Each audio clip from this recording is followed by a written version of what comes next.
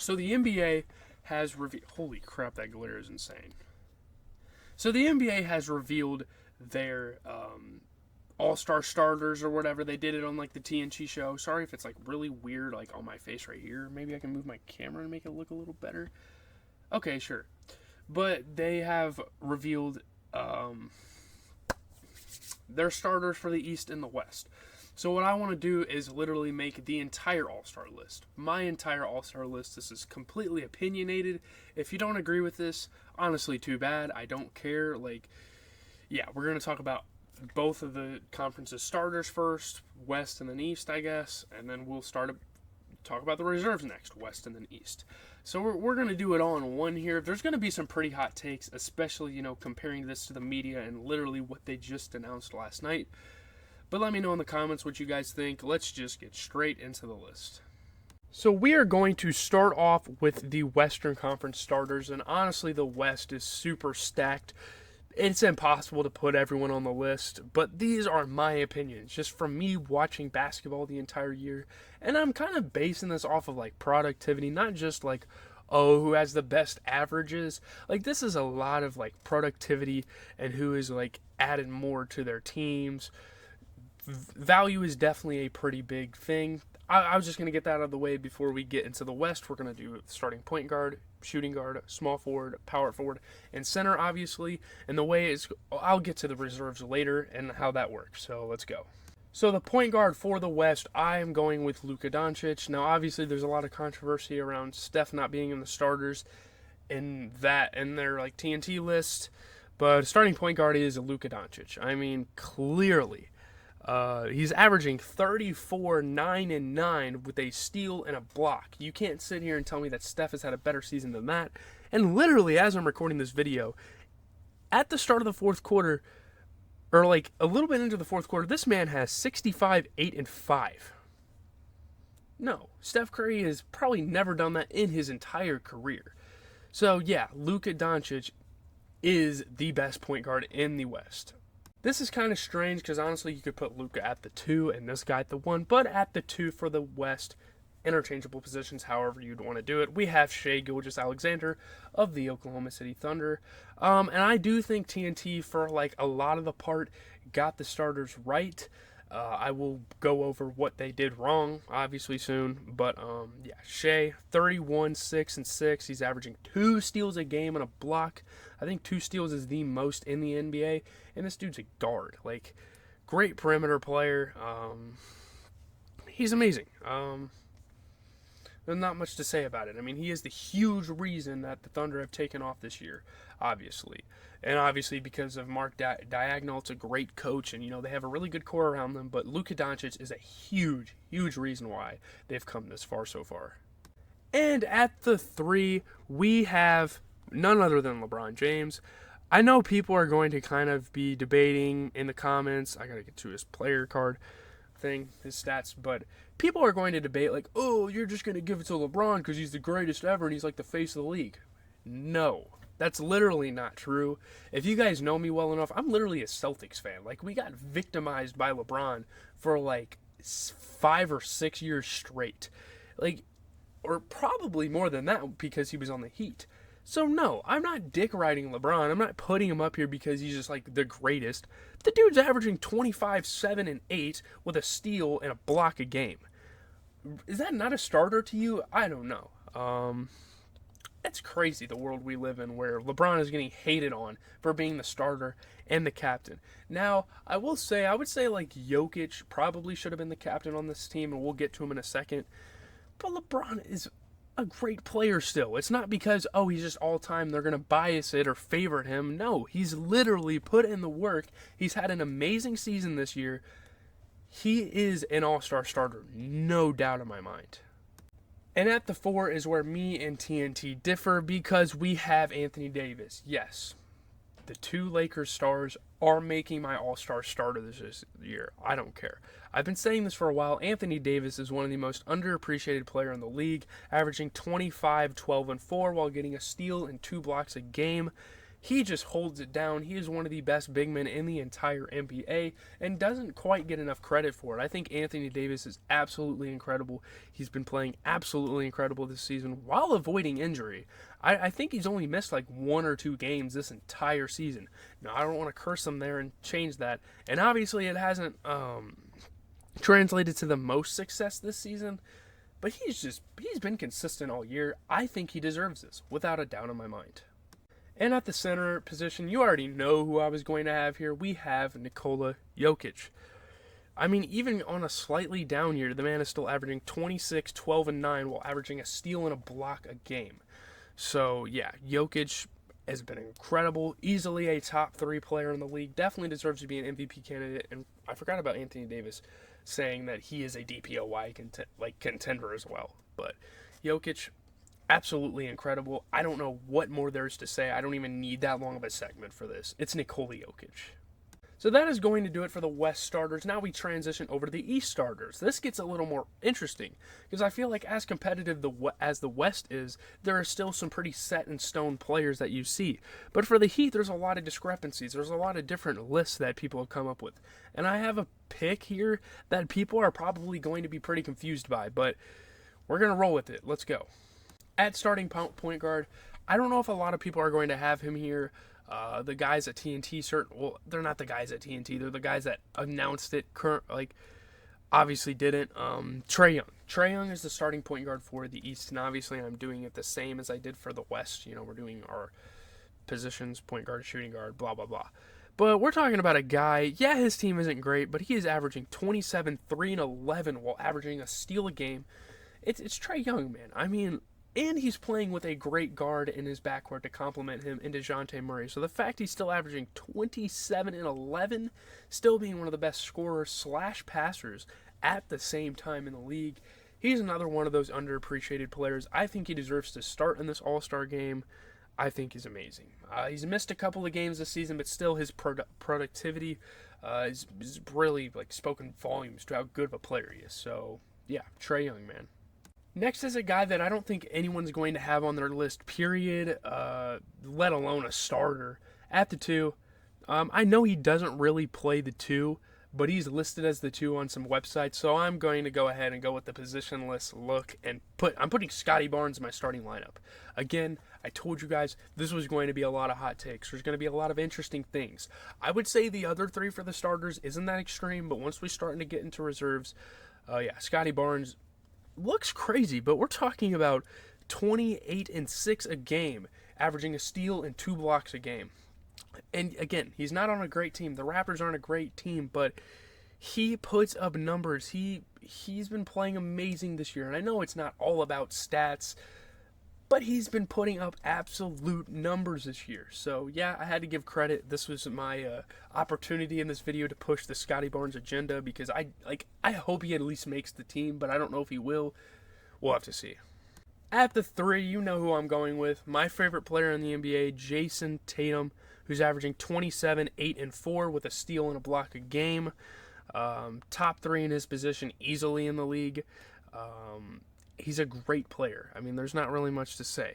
He's had some inconsistencies at times this year, and it's crazy because even with how good of a team he has, he is still able to produce at this level. And you can't call me a biased Celtics fan because guess what? And you guys are going to be surprised by this. Jason Tatum is the only Celtic that made my All-Star list. Yes, I said it. I have other players that made it over Celtics players. Derek White and Jaylen Brown and Kristaps and all those guys have been brought up in conversation for the All-Star, but I'm sticking with Jason Tatum. He is easily our best player. I don't want to hear anyone say otherwise. Jason Tatum, congrats, man. You're a starter in real life and in my video. So up next at the 4, I mean, what is an all-star team for the East if it doesn't include Giannis? This guy has been incredible, even on an under-the-radar sort of year. This dude is averaging 31, 12, 6, and has one of each defensive stat a game. Absolutely incredible. He's probably the best 4 in the entire NBA. Just an incredible, incredible year. This week he had 2 games with 50 fantasy points, which was absolutely ridiculous. He has been killing, and I feel like no one is really talking about it either. It's kind of wild to me, like how underappreciated and how underrated he's been this year. I wouldn't say he's quite an MVP candidate. Maybe when it's all said and done, we can say that about him. But yeah, Giannis has been nothing short of incredible this season. He has been amazing. That's really all there is to say. Next, we have at the 5, the best player in the NBA. I don't think it's a debate. He's the best center in the NBA. He's just the best player in the NBA, period. We have Joel Embiid. He has proven that time and time again this season. And it's insane because even through injuries and how many games he's missed, people call it load management or whatever. I've been a Joel Embiid hater at a time. But as a fan of a team that rivals his team, I can appreciate him. The dude is averaging 36 points a game is ridiculous. 36, 11, and 6. He's averaging a steal. He's averaging 2 blocks. I mean, again, it's not about stats, but I'm just kind of putting it in perspective for you guys because there's no other player in this entire list that we're talking about that has put up quite the numbers that Joel Embiid has this season. He's been absolutely incredible. Shout out to Joel Embiid. You definitely deserve to be a starter. Okay, so now we're going to get to the reserves. The way I formatted this is we're going to have a backup at each position, so 1 through 5, and then we're going to have 2 utility spots, because as you guys know, 12 players from each conference make the All-Star game. So yeah, we're just going to do 2 utility for like any position to make that spot. Let's get into the West. Getting into the backup point guard position. Yeah, Curry fans, you can be relieved to an extent because I'm putting Curry there. I was questioning putting someone else over him. Fred VanVleet came up. Obviously, Fred VanVleet's not as good as Curry, though. There were some stats that were kind of giving him some edges, but Steph Curry is definitely the backup point guard for the West. Averaging 27, 4, and 5. He's averaging a steal a game. Yeah, Steph Curry. And again, his team isn't great, but I just have to put him up here. This is one of those where it's kind of biased. But he's like a top 15 point guard in the NBA. I'm not even joking. Like, looking at stats on what he's been doing all season, he's literally like top 15, and he's barely like a top 40 player in the entire NBA. But it's Steph Curry, and I feel like this list would be just terrible, and I would be getting shit on if I didn't put Steph Curry on there. So there you go. At the shooting guard position from the Timberwolves, who have been having an amazing year, have been impressing, and this was the huge reason why they're doing that. We have Anthony Edwards, just a great, great player this season. He is going to be the future of the NBA. The dude is averaging 26, 5, and 5, a steal and a block a game. Been playing absolutely incredible. He's easily a top 5 2 guard in the NBA. He's definitely the backup too for the West. So shout out to Anthony Edwards. There's really not much to say. A lot of these players, there's not much to say because this is kind of expected. People should expect Anthony Edwards to make this All-Star game. At the small forward position, and honestly, this is a Rookie of the Year candidate. I know it is surprising. You could put him or Wemby in the backups, but we're going to talk about Wemby here in a little bit. Well, I'm just talking about the second unit. The second unit small forward, I'm just going to put Chet Holmgren. I had to fill some positions. He's listed as a possible small forward. I'm using Sleeper app too. I got Chet Holmgren. I know he's not like amazing this season, but he's a rookie and he is showing out. 17, 7, and 3. He's averaging a steal and 3 blocks a game. I mean, that's the huge thing about Chet Holmgren. If you want to put Wemby over him in this, and they're both reserves, so it doesn't really matter. You can rank them as you will, but both of them are literally making the All-Star game. I'm not kidding. Chet and Wemby are making my All-Star team this year. And if you have any discrepancies, man, just let me know. Just let me know who you would put over them, by the way, because, people obviously bring up Cat. Cat is not going to make my list, but if you want to bring him up, that's fine, man. But Chet has been a part of a growing team that is just getting better and better. He's making the All-Star team for me. And at the 4, this is the backup 4 for the West. This is a guy that just doesn't get half as much credit as he deserves. We are talking about Domantas Sabonis. This guy is an absolute beast, averaging 20, 13, and 8, while averaging one of each defensive category a game. He is a top 3, 4 in the entire NBA. He's a top 10 player in the entire NBA, which is obviously crazy because he didn't make the starting lineup. But you got to remember, guys like Anthony Davis and Jokic are amazing. But yeah. I don't know what's going on in the NBA right now, by the way. There's a lot of like super high scoring performances. I'll probably watch that in a little bit, but yeah, he's good. He's super consistent. He puts up numbers night in and night out. He does exactly what the Kings need him to do. So yeah, he's just a really good player for this team, and he doesn't get enough credit. So Sabonis is the backup 4. Next at the backup 5, this is sort of similar to the whole Scotty Barnes situation. He's like the Scotty Barnes of my West list, because this is not a guy that anyone would expect to even make the list. He's a top 5 big man in the NBA. I don't care what anyone says, and he's probably a top 20 player in the NBA. We're talking about Sengun, averaging 22, 9, and 5, a steal and a block a game. And he's on a Rockets team that has looked super impressive this year, and he is the main reason for it. Alperen Sengun is making my All-Star team. In only his second or third year, I don't remember if it's second or third year in the NBA, he's making this list, man. Like, Alperen Sengun has risen as one of the most surprising storylines in the NBA. He's probably going to go down as one of the best Turkish players in the NBA history. Yeah, shout out to Alperen Sengun. You need all the credit you can. You get all the credit over here. Like, I'm pushing these agendas. These are great basketball players. Coming up next is kind of like a wild card spot. The last 2 spots are utility. We're going with Victor Wembanyama. As a rookie, he's averaging a double-double while averaging under 30 minutes a game. No one is going to think this is impressive, but dude, 20, 10, and 3 with a steal and 3 blocks a game off of less than 29 minutes a game. He's a top 3 big man in the NBA, and he's damn near a top 10 player in the NBA too. I don't care. I'm not dick riding for the rookie agenda, but you can't sit back and tell me that 20, 10, 3, and 3, and 1, you can't tell me that those aren't impressive splits, because they're absolutely insane. This is a rookie. He has no experience with any American players before. Like, people be like, oh, he played professionally for France. Dude, Division I athletes could easily compete with people over there. I don't want to hear it. This guy is a spectacle, dude. I don't care. I've been pushing the Wemby agenda since day one. You've seen the YouTube videos I posted on this man. Damn it, give him some credit. And last but certainly not least, the last utility / wildcard player we have is Rudy Gobert of the Timberwolves. And yeah, he is better than Karl Anthony Towns. Like, I firmly believe that. His stat line doesn't look too impressive. 13, an assist a game, a steal a game, and 2 blocks. Let me tell you it is. He is easily a top 10 big man in the NBA. There's literally no debate about that.